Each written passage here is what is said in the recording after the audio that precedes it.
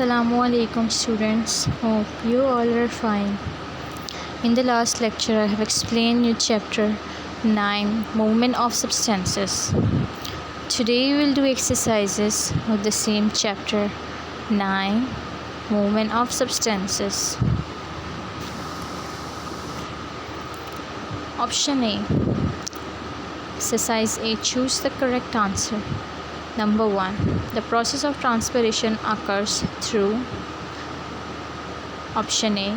Roots, option B. Stems, option C. Leaves, and option D. Flowers. The correct option is leaves. Number 2. Extent of sap refers to the upward movement of option A. Water, option B. Minerals, option C. Food, option D. Both A and B. Water and minerals. Number 3. The tissue involved in transport of glucose in plants is called options bark, xylem, phloem, capillary. Answer is phloem. Number 4. The oxygenated blood come from various parts of the body is collected by options veins, arteries, capillaries, or none of these. The correct option is veins. Number 5. The smallest filtering units in kidney are called options ventricles, auricles, nephrons, and vessels. The correct option is nephrons. Exercise B. Name the following. Loss of excess water from aerial parts of the plants through stomata. Transpiration. Number 2. Conducting tissues that transport food from leaves to all parts in plants. Phloem. Number 3. Movement of water molecules from their higher concentration to lower concentration across semi-permeable membrane is osmosis. Number 4. Upward movement of water and minerals in plants. Extent of sap. Extent of sap. Number 5.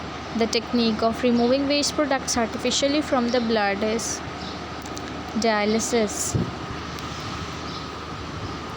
Answer the following questions. What is transpiration? Answer. Loss of excess water from aerial parts of the plant through stomata is called transpiration.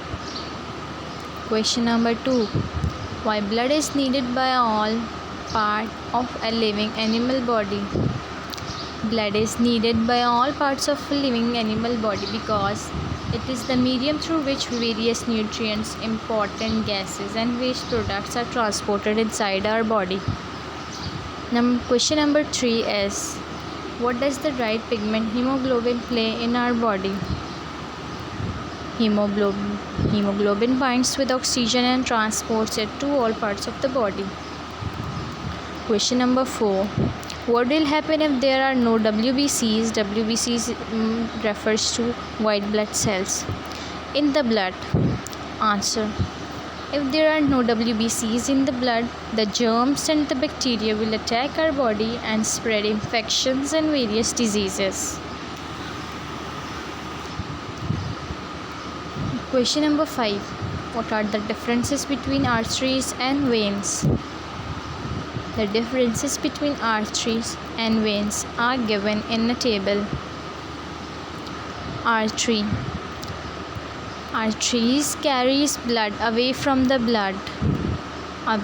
heart, and veins carry blood to the heart. Another difference is arteries carry oxygenated blood except the pulmonary artery. Veins. They carry deoxygenated blood except the pulmonary vein.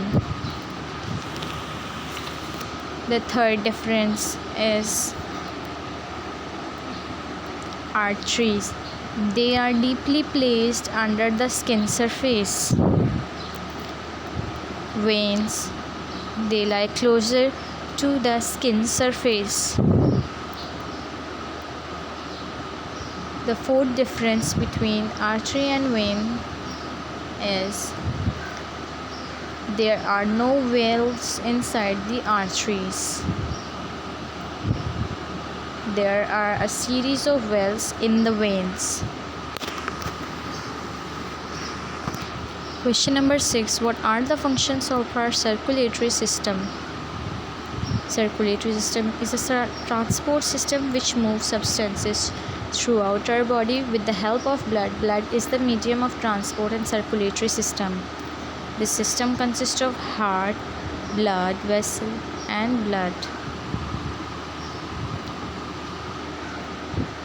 The last question is write the following definition from page number 96 of your science book. Thank you.